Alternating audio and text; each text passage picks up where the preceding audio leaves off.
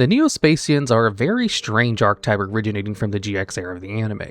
It centers around 6 low-level monsters and their various fusions with Elemental Hero Neo specifically, and they're all just awful, for a whole host of complicated reasons. The exact reasons and ways this archetype fails are as numerous as they are interesting. So today, we're going to go over why the Neo-Spacian monsters never translated into a competitive strategy, as well as a surprising number of times specific cards of the archetype have seen play. And to start, let's take a look at the 6 Neo-Spacian monsters themselves: Neo-Spacian Glow Moss, Aqua Dolphin, Dark Panther, Air Hummingbird, Grand Mole, and Flame Scarab. Starting things off, Glow Moss is a level 3 light plant with 300 attack and 900 defense. It has the effect where, if this card attacks or is attacked, you can have your opponent draw 1 card. Then you apply the effect based on the type of card drawn. If it's a monster, you end the battle phase. If it's a spell and this card is attacking, you can change it to a direct attack. And if it's a spell, you change this card to defense position. This card is pretty awful. None of the effects you can get from Glow Moss are all that good. And while the monster effects can do a good job protecting the Glow Moss and your life points, the fact that you have to give your opponent a draw to activate the card makes it all but useless.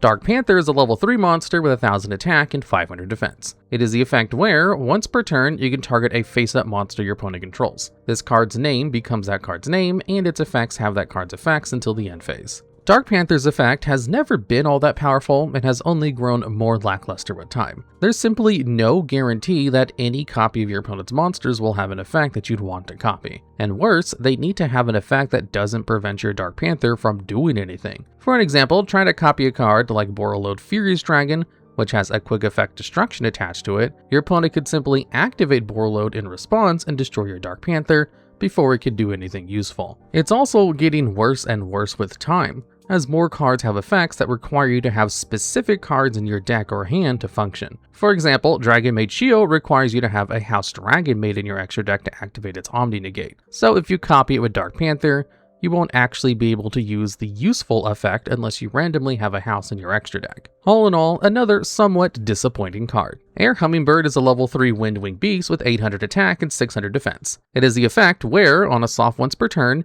you can gain 500 life points for each card in your opponent's hand. Like almost all life point gaining cards, this effect is pretty bad. Any life points you gain from Hummingbird will quickly be lost when your opponent summons a larger monster and destroys it by battle, inflicting a ton of damage to you in the process. Losing an entire card for, at the most, 2,500 life points is a really bad trade. The only niche this card has ever had is that it's a way to increase your life points to win in time with the old time rules, though there are plenty of other cards that can do that, so it was only a consideration for very specific decks that could search it out easily.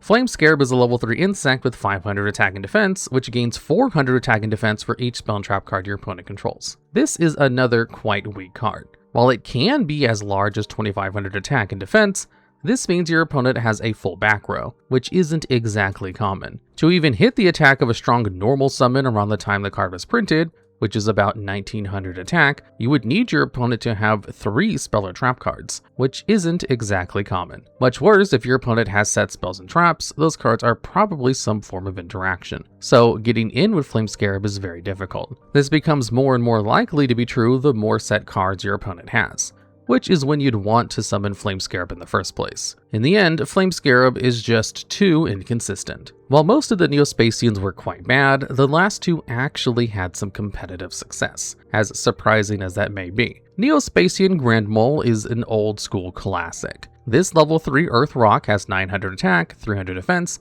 and the effect where, if it battles an opponent's monster, before damage calculation, you can return both monsters to their owner's hands. This was the OG Kaiju, the catch-all answer to any monster in the game. Granted, they didn't have a quick effect removal, of course. While in the modern day, using your entire normal summon just to answer one of your opponent's monsters is a terrible deal, back in the day, this was not only powerful, but quite common. Cards like Exiled Force and DD Warrior Lady were staples for years, thanks to their ability to answer almost anything at the cost of only your normal summon, but they did have their limitations.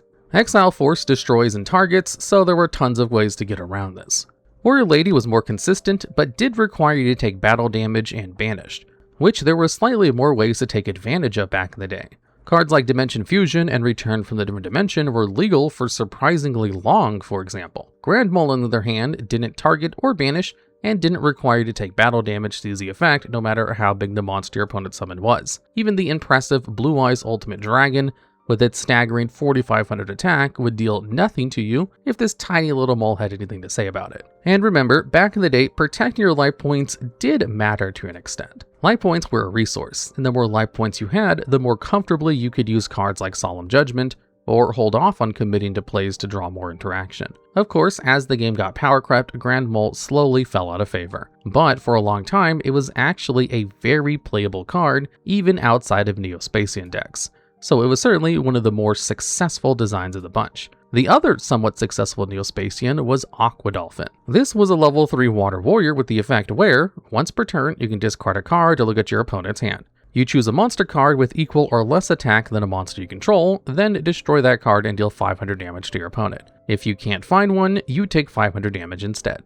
This card has actually aged relatively well. As the more time has gone on, the more cards like Ash Blossom and Max C have been printed, powerful hand traps that could disrupt your opponent's combo. This has made Aqua Dolphin a great preemptive answer to hand traps or decks that don't strictly need their normal summon. Made even better with Neo-Space Connector, which can special summon it directly from your deck, letting you get 2 bodies and a hand rip. This can then let you go for more link plays and whatnot, as well as making opening this combo a lot more consistent.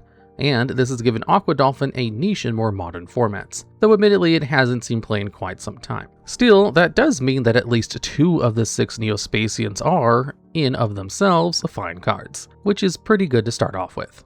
Now that we're familiar with the Neo-Spacians themselves, we can talk about their various fusions. Let's start with the more obviously terrible of the bunch, the Nex fusions. The normal spell card Nex has the effect to send a face-up Neo-Spacian from your field to the graveyard, to special summon a level 4 fusion monster from your extra deck with the same name. So you can send a Neo-Spacian Aqua Dolphin to special summon Neo-Spacian Marine Dolphin, which has 900 attack, 1100 defense, and the effects where it can't be special summoned except by the effect of Nex, and its name is also treated as Aqua Dolphin. It also has an upgraded version of Aqua Dolphin's effect, which is identical to the smaller version, except without a penalty for being unable to destroy the monster. This is quite underwhelming for a number of reasons. Using an additional card to trade Aqua Dolphin for a slightly better version of the same card just isn't worth it. But even worse, this summoning condition for Nex was extremely ill thought out. You see, since the name of Marine Dolphin is always treated as Aqua Dolphin, that means they're treated as identically named cards in deck construction. So you can only play 3 copies of both cards total. In order to play Neo-Spacian Marine Dolphin in your extra deck, you must limit yourself to only 2 copies of Aqua Dolphin in your main deck, which makes summoning it out in the first place a lot less consistent. This mostly serves as an annoyance rather than a real reason why the card is bad though. The main issue is that Marine Dolphin could have just been a main deck monster, and it wouldn't have been meaningfully better than an Aqua Dolphin. The upsides don't justify the extra hoops you have to jump through, so requiring Nex to be able to summon Marine Dolphin just makes the card bad. The other Nex fusion monster is Neo-Spacian Twinkle Moss, the evolved form of Glow Moss. This has 500 attack, 1100 defense, and on top of having the same effects Marine Dolphin had, it also has the same effects as Glow Moss. However, instead of letting your opponent draw, it lets you draw. Again, this could just be Glow Moss's effect and it wouldn't be broken. It might be an alright card at that point, since your opponent would have to beat over in battle successfully somewhat soon, or it'll draw you a ton of cards. But that's not that hard to do. Again, most normal summons at this time could defeat Twinkle Moss in battle, so you would have to get lucky and draw a monster specifically to keep Twinkle Moss alive, just for it to be slightly worse Cyber Valley. This is made worse by the fact that you'll need to draw at least 2 cards off of Twinkle Moss to break even from its own summoning condition. All in all, the card just wasn't worth using, especially since it has all of the same downsides associated with its name that Marine Dolphin has. And that's all of the Nex fusions. That's right, the first 2 takes on the mechanic were such colossal failures that Konami just literally gave up. Considering how abysmal the first 2 cards performed, this was likely a smart call. That wasn't the only type of fusion that Neo-Spacians got though. They also had fusions with Elemental Hero Neos. This is a level 4 light normal monster with 2500 attack and 2000 defense. These were all contact fusions as well, so all you had to do to summon them was get the required materials on the field, then shuffle those monsters into your deck as cost. Now, while it is nice that you don't need to get polymerization to perform the fusion summon, not being able to skip out on summoning the cards out is just as bad in this case. Getting Neos on the field was quite difficult throughout most of the deck's lifespan. It's only more recently that cards like Elemental Hero Spirit of Neos were printed to let you easily summon out Neos. And honestly, the deck had better ways of getting around this summoning condition already. However, the difficulty of getting Neos onto the field isn't the only hurdle. You also have to deal with the fact that all of these contact fusions also have an effect to shuffle themselves back into the deck during the end phase, which absolutely kills most of the potential these cards have. The most frustrating aspect is the fact that if these cards shuffle themselves back, but resummon their materials from the deck, then these monsters would feel at least slightly better. The deck on release did have one way to get around that restriction thanks to their field spell, Neo-Space. This field spell gives Elemental Hero Neos and all fusions that mention it as specific materials 500 attack, and it prevents those fusion monsters from shuffling themselves back into the deck later. While this is helpful, we all know how bad Toons and the Malefics are thanks to relying on a field spell to even execute their game plan. A single MST will completely ruin your plays. Not to mention that you'll have to go down an entire card just to let your fusion monsters work properly. All of this could be worth it if the fusion monsters had good effects, but as we'll soon see, the fusion monsters are mediocre at best. We'll start looking at the fusions with Elemental Hero Aqua Neos. This has 2500 attack, 2000 defense, and the effect where, once per turn, you can discard a card to destroy a random card in your opponent's hand, as well as the effect to shuffle itself back into the extra deck during the end phase, and the contact fusion effect. Again, we have a version of Aqua Dolphin that isn't a suitable upgrade from the original. However, that's not the last version of Aqua Dolphin for some reason. We also have Elemental Hero Marine Neos, who requires Elemental Hero Neos and Neo-Spacian Marine Dolphin. You know, the next fusion of Aqua Dolphin. This is also a contact fusion, but thankfully does not have the downsides of shuffling itself into the deck during the end phase. It has a higher 2800 attack and 2300 defense, and its effect is upgraded to simply destroying one card in your opponent's hand each turn. Considering that this is only a mediocre upgrade of an already mediocre level 3 monster, with the cost of playing 4 genuinely terrible cards in your deck, you can imagine this card wasn't particularly successful. Moving on, we have Elemental Hero Air Neos. It has the same stats as the normal Neos and requires Neos and a Neo-Spacian Air Hummingbird and has the normal Neo-Spacian fusion effects. It has the effect where, as long as your life points are lower than your opponent's, it gains attack points equal to the difference. This is a strange effect to put on this card, considering Air Hummingbird's effect gains you life points, making this effect actively worse. But at the very least, this was an okay way to try to close a game off for an OTK back in the day. Still, considering how much investment it takes to summon, it usually wasn't worth playing, even back in the day. The fact of the matter is that these fusion summons need to actively do something quite powerful to be worth the effort and investment that goes into summoning them, and Air Neos really doesn't do anything to justify trying to summon it. The most interesting about this card is the whole controversy surrounding its art, but that's a story for another time. Next, we have Elemental Hero Dark Neos. This requires Elemental Hero Neos and Neo-Spacian Dark Panther, and has the normal Neos fusion effect stat line.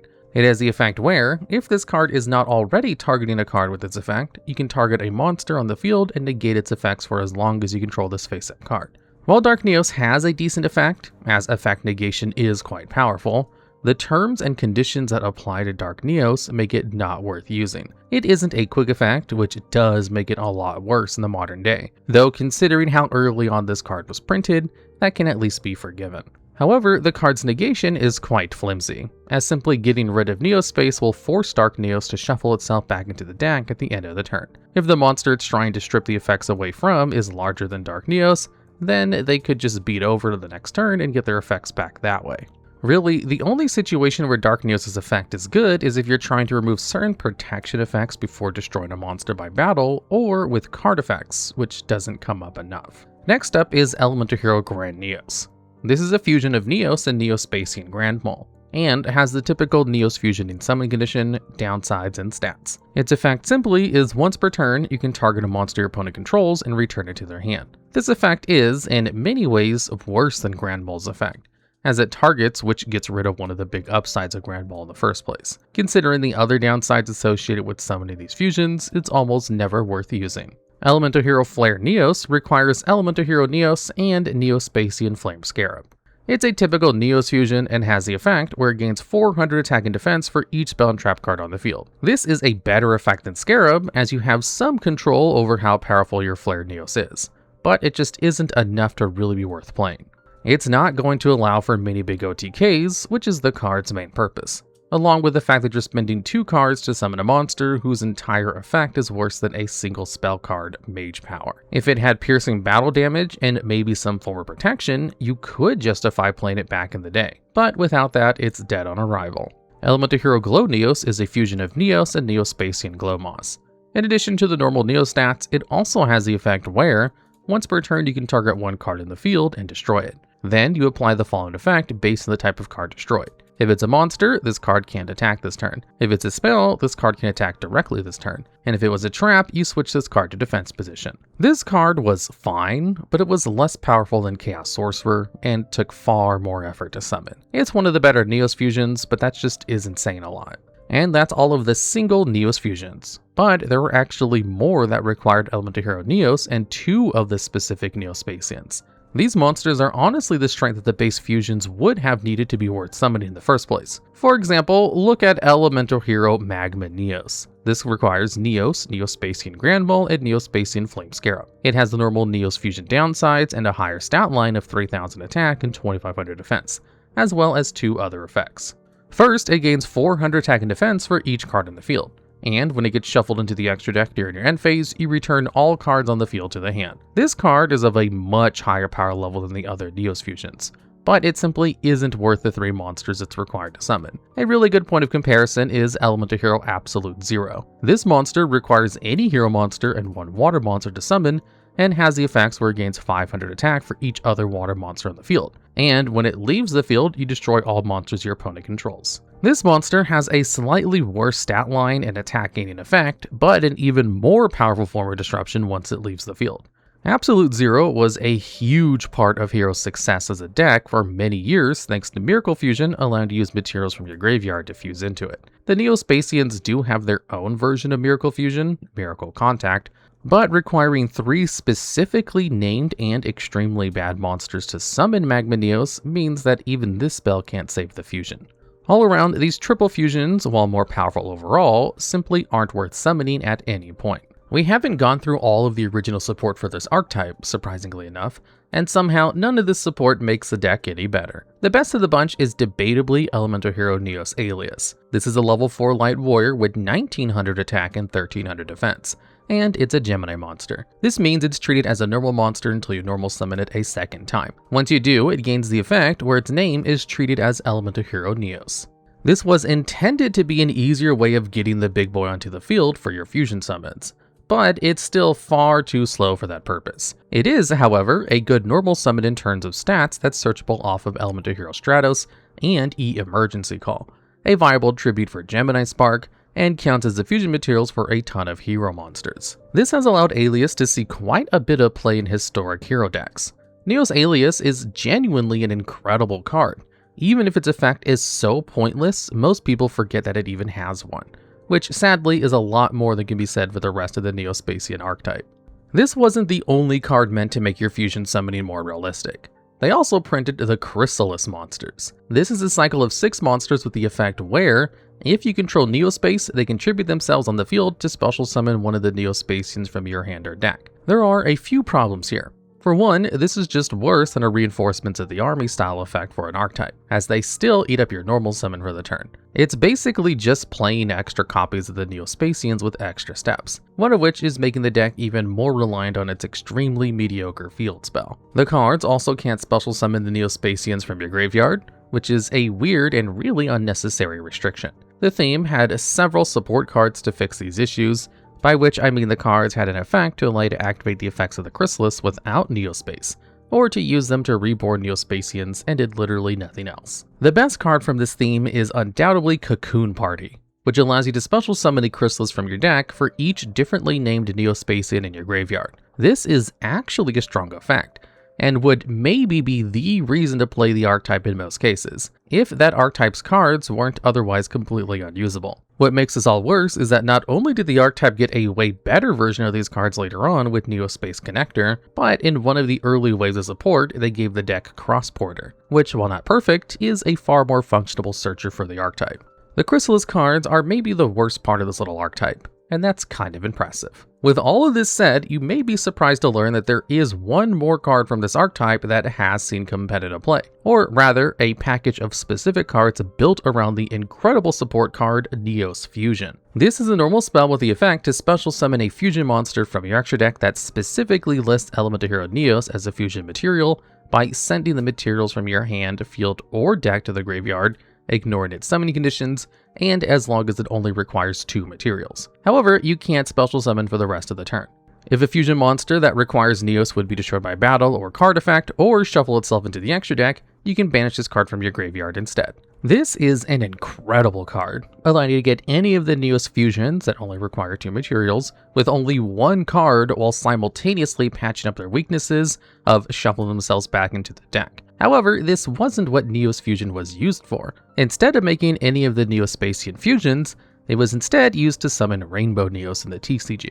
This is a level 10 fusion monster with 4500 attack and 3000 defense. It requires Elemental Hero Neos and an ultimate crystal monster as material. It has the effect where, once per turn, you can activate one of the following effects. You can send a monster you control to the grave to shuffle all monsters your opponent controls into the deck.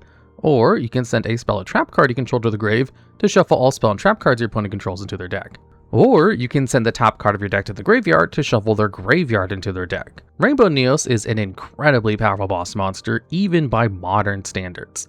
Non-targeting, non-destruction removal for your opponent's entire board, back row, or graveyard is an effect good enough to play multiple bricks in your main deck for, which was actually a reasonable trade for quite a long time. It doesn't have great protection, but Neos Fusion can help you keep it around for an extra turn with its graveyard effect, and 2 turns of Rainbow Neos in play is usually just enough to win the game. However, this card isn't much of a Neo-Spacian card. Its fusion materials are from the Hero archetype and the Crystal Beast archetype, and while Neos Fusion is a Neo-Spacian support card, that's the only Neo-Spacian card you need or would want to play in a Rainbow Neos deck. This transitions into another problem with this archetype, and a lot of the support it got down the line, and that's what's best described as archetype bloat.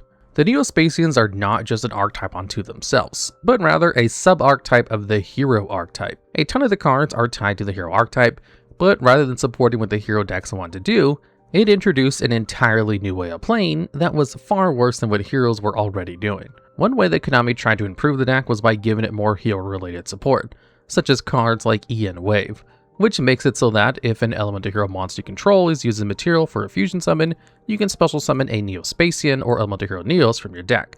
And then if one of those monsters is shuffled into your deck or extra deck, you can special summon an Elemental Hero monster from your graveyard.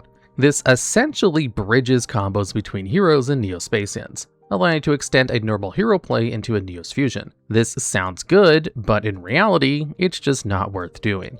The simple fact of the matter is that trying to play Hero and Neo-Spacian cards together isn't making Neo-Spacian better, it's just making Hero worse. This is the TLDR for all the more recent Neo-Spacian support. Many of the cards are much higher power level than the old Neo-Spacian cards, but they can't change the fundamental issue that the deck faces. You still rely on Neospace being active to not lose instantly, the cards are still clunky, and most of the Neo-Spacian monsters themselves are terrible to draw. And the overall power level of even the strongest cards in the archetype just doesn't compare to what other decks are capable of, even decks that are similarly old and bricky. And that's Neo-Spacians. It was a bad sub-archetype containing further, even worse sub-archetypes. It's full of cards that both have bad effects while also having massive, unnecessary downsides associated with them, and future support never helped the cards coalesce into a real strategy. Despite all of this, individual cards from the archetype have found surprising amounts of success, with multiple cards showing up both historically and more recently than you'd imagine. It's certainly one of the most storied archetypes in Yu-Gi-Oh's history, despite how rocky its story has been.